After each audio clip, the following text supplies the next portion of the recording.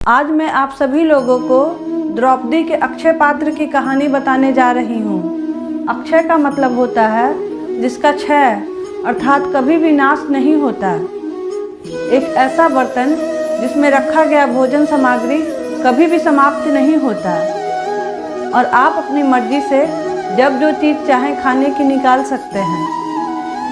ये बात उन दिनों की है जब पांचों पांडव जुए में अपना सारा राजपाट हार चुके थे और उन्हें 12 वर्ष के लिए वनवास मिला था। तब पांचों पांडव अपनी पत्नी द्रौपदी के साथ वन में चले गए और वन में ही वो एक कुटिया बनाकर रहने लगे। वन में उनसे मिलने बहुत सारे ऋषि मुनि की टोली पहुंची। तब युधिष्ठिर के सामने सबसे बड़ी समस्या यह थी कि वो हजारों की संख्या में ये ऋषि मुनि को भोजन कैसे प्राप्त करवाते और ऋषि मुनि उनके साथ रहने की जिद करने लगे। तब उनके पुरोहित धौम्य ने उन्हें ये कहा कि वो भगवान सूर्य की उपासना करें। धौम्य के कहने पर युधिष्ठिर ने भगवान सूर्य की उपासना की। युधिष्ठिर के पूजा अर्चना से प्रसन्न होकर भगवान सूर्यदेव प्रकट हुए और युधिष्ठिर से पूछे, इस पूजा अर्चना का आशय क्या है? तब युधिष्ठिर ने कहा कि प्रभु, मैं हजारों लोगों को भोजन कराने में असमर्थ हूँ, अतः मैं अन्न की अपेक्षा रखता हूँ। तब भगवान सूर्यदेव ने युधिष्ठिर को एक तांबे का पात्र दिया और कहा कि मैं तुम्हें 12 वर्षों तक अन्न दान दूंगा। यह एक अक्षय पात्र है जिसका भोजन कभी समाप्त नहीं होता। इसमें द्रौपदी अपने रसोई में 4 प्रकार के भोजन रखेगी और इससे संसार के समस्त जीव जंतुओं को भोजन कराया जा सकता है। बस शर्त यही थी कि द्रौपदी के भोजन कर लेने के बाद इस पात्र का उस दिन का कार्य समाप्त हो जाता। अगर द्रौपदी जैसे ही भोजन करती उसके बाद इस पात्र से भोजन प्राप्त नहीं किया जा सकता था। उसी वक्त ऋषि दुर्वासा हस्तिनापुर में दुर्योधन के महल में जाते हैं। दुर्योधन ऋषि दुर्वासा का बहुत स्वागत करता है। दुर्योधन जानता था कि दुर्वासा ऋषि के मन के हिसाब से अगर कोई काम ना हो तो वो तुरंत ही श्राप दे देते हैं। ऋषि दुर्वासा को देखकर दुर्योधन ने एक साजिश रची और ऋषि दुर्वासा से कहा कि यहाँ पास ही के वन में 5 पांडव रहते हैं और वो भी ऋषि दुर्वासा से मिलकर बहुत प्रसन्न होंगे। दुर्योधन के कहने पर ऋषि दुर्वासा युधिष्ठिर से मिलने वन में चले गए।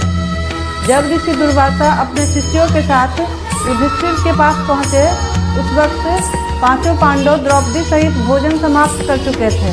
द्रौपदी के भोजन समाप्त करते ही अक्षय पात्र से भोजन प्राप्त नहीं किया जा सकता था। तब ऋषि दुर्वासा अपने शिष्यों के साथ पांडवों के पास पहुँचे। 5 पांडव ने ऋषि दुर्वासा और उनके शिष्यों का बहुत स्वागत किया और उन्हें खाने पर आमंत्रित किया। तब ऋषि दुर्वासा ने कहा कि पहले वो नदी किनारे अपने शिष्यों के साथ स्नान पूजा करेंगे, फिर वो भोजन ग्रहण करेंगे। द्रौपदी ने देखा अक्षय पात्र खाली पड़ा है। वो जानती थी कि ऋषि दुर्वासा के अनादर होने पर ऋषि दुर्वासा श्राप दे देंगे। तब द्रौपदी ने अपने सखा कृष्ण को याद किया। द्रौपदी की पुकार पर कृष्ण दौड़े दौड़े द्रौपदी के पास आए और द्रौपदी से मिलते ही कहा कि सब मुझे बहुत भूख लगी है, कुछ खाने को दो। तब द्रौपदी बोली कि अक्षय पात्र तो खाली है, मैं आपको क्या दूँ खाने के लिए? तब भगवान कृष्ण ने कहा कि तुम उस अक्षय पात्र को ही ले आओ। तब द्रौपदी ने उस अक्षय पात्र को लाकर भगवान कृष्ण को दे दिया। कृष्ण ने देखा कि उस अक्षय पात्र में अन्न का एक दाना पड़ा था। तब भगवान कृष्ण ने उस अन्न के एक दाने को उठाया और उसे ग्रहण किया और द्रौपदी से कहा कि द्रौपदी, आज तुमने संसार के समस्त जीव जंतुओं को भोजन करवा दिया है। भगवान कृष्ण के अन्न ग्रहण करते ही ऋषि दुर्वासा और उनके शिष्यों को ऐसा महसूस हुआ मानो उनका पेट भोजन से भर गया हो।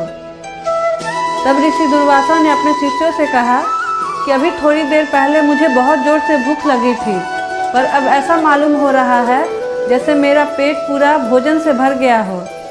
तब उनके शिष्यों ने कहा कि उन्हें भी ऐसा ही कुछ महसूस हो रहा है।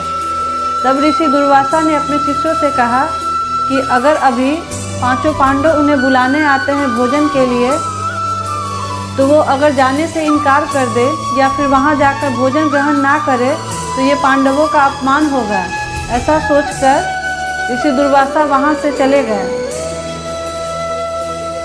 भगवान कृष्ण तब सहदेव को भेजे कि जाओ और दुर्वासा ऋषि और उनके शिष्यों को बुला कर ले आओ। जब सहदेव नदी के किनारे देखने गए दुर्वासा ऋषि को तो वहाँ पे कोई भी नहीं था। ऐसे ही है हमारे कृष्ण कन्हैया, भक्त के एक पुकार पर दौड़े चले आते हैं। अगर आपको हमारा ये वीडियो पसंद आया तो हमारे चैनल पहचान को लाइक, शेयर और सब्सक्राइब ज़रूर करें। बेल आइकन दबाना ना भूलें और वीडियो पे कमेंट ज़रूर करें।